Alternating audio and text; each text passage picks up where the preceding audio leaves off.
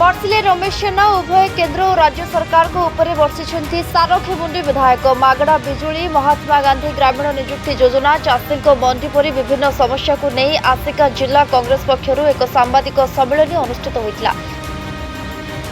ଦେଖନ୍ତୁ, ଗତ ଶୀତ ଅଧିବେଶନରେ ୟୁପିଏ ସରକାର, କଂଗ୍ରେସ ସରକାର ସାଧାରଣ ଗରିବ ଲୋକମାନଙ୍କ ପାଇଁ ମନରେଗା, ମହାତ୍ମା ଗାନ୍ଧୀ ଜାତୀୟ ଗ୍ରାମୀଣ ନିଶ୍ଚିତ କର୍ମ ନିଯୁକ୍ତି ଯୋଜନା ଆଣିଥିଲେ। ତାକୁ ସମ୍ପୂର୍ଣ୍ଣ ଭାବରେ ତାର ଯେଉଁ ଆତ୍ମା ଅଛି କେବଳ ନାମ ପରିବର୍ତ୍ତନ କରିନାହାନ୍ତି, ଗାନ୍ଧୀଙ୍କ ନାମ ପରିବର୍ତ୍ତନ କରିନାହାନ୍ତି। ତାର ଯେଉଁ ମୂଳ ଜିନିଷ ଅଛି ଲୋକଙ୍କ ଅଧିକାର, ଲୋକଙ୍କର ଅଧିକାର ଲୋକଙ୍କ ହାତରୁ ଛଡ଼େଇ ଲୋକଙ୍କୁ ଯେଉଁ ମାନେ ଗ୍ୟାରେଣ୍ଟି ଆଇନଗତ ଅଧିକାର ଦିଆଯାଇଥିଲା କାମ ଦେବା ପାଇଁ, ସରକାର କାମ ଦେବା ପାଇଁ ଆଇନଗତ ଅଧିକାର ଦେଇଥିଲେ, ସେ ଆଇନଗତ ଅଧିକାରକୁ ଛଡ଼େଇ ନେଇଛନ୍ତି ଏବଂ ତାର ନାଁ ମଧ୍ୟ ମହାତ୍ମା ଗାନ୍ଧୀଙ୍କ ନାଁ ମଧ୍ୟ ସେଥିରୁ ବାଦ ଦେଇକରି ସେମାନେ ଆଗକୁ ମନରେଗା ଯୋଜନାକୁ, ଲୋକଙ୍କୁ କାମ ଦେବାର ଯୋଜନାକୁ ସମ୍ପୂର୍ଣ୍ଣ ଭାବରେ ଠପ୍ କରିଛନ୍ତି। ଏଇ ଗୋଟେ ବିଷୟ।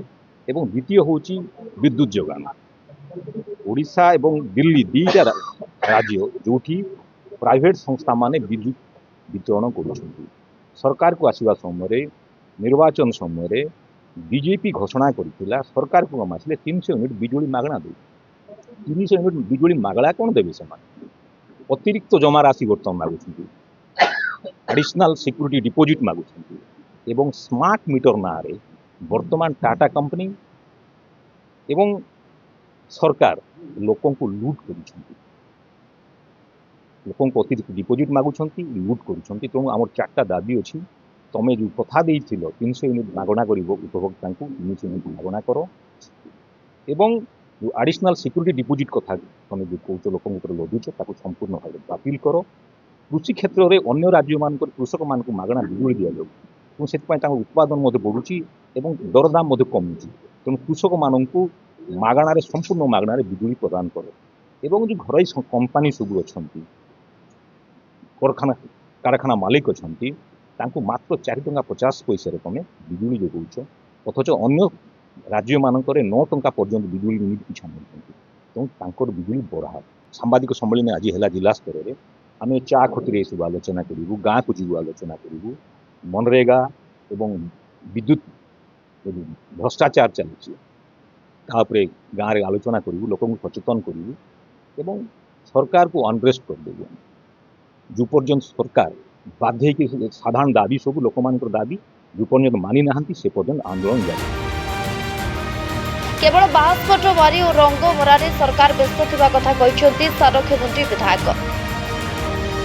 ଆର ତାତ୍ପର୍ଯ୍ୟ ହେଲା ଯେ ସରକାର ଯେଉଁ ବାହାସ୍ପଟ ମାରିକି ଯେଉଁ ସବୁ କହିଥିଲେ କିଛି କରୁନାହାନ୍ତି ଏବଂ ନା ଚେଞ୍ଜ କରିବାରେ ବ୍ୟସ୍ତତା ଏବଂ ଗରିବ ହେଇକି ଯାଉଛନ୍ତି, ଧନୀ ହେଇକି ଯାଉଛନ୍ତି।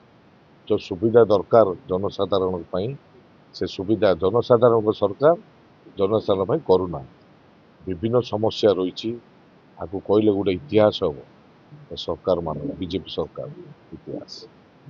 କଂଗ୍ରେସ ଦଳ ଯାହା କରିଥିଲେ ତାକୁ ମରାମତି ମଧ୍ୟ ଆଗେ କରିପାରୁନାହାନ୍ତି। ନା ଚେଞ୍ଜ କରିକି ଲୋକମାନଙ୍କୁ ଡାଇଭର୍ଟ କରୁଛନ୍ତି। ଦେଖନ୍ତୁ, ଚାଷୀ କଥା କହିଥିଲେ ଯେ MFC 3100 ଟଙ୍କା ଦେବୁ, ଦେଲେ, କିନ୍ତୁ ଯଦି ଯାହାର 100 କୁଇଣ୍ଟାଲ ଧାନ ଉତ୍ପାଦନ ହେଉଛି ତାର ନେଉଛନ୍ତି 30 କୁଇଣ୍ଟାଲ ଧାନ, 70 କୁଇଣ୍ଟାଲ ଧାନ ସେ ବାହାରେ ବିକିବାକୁ ବାଧ୍ୟ ହେଉଛି ଆନ୍ଧ୍ର, ଛତିଶଗଡ଼।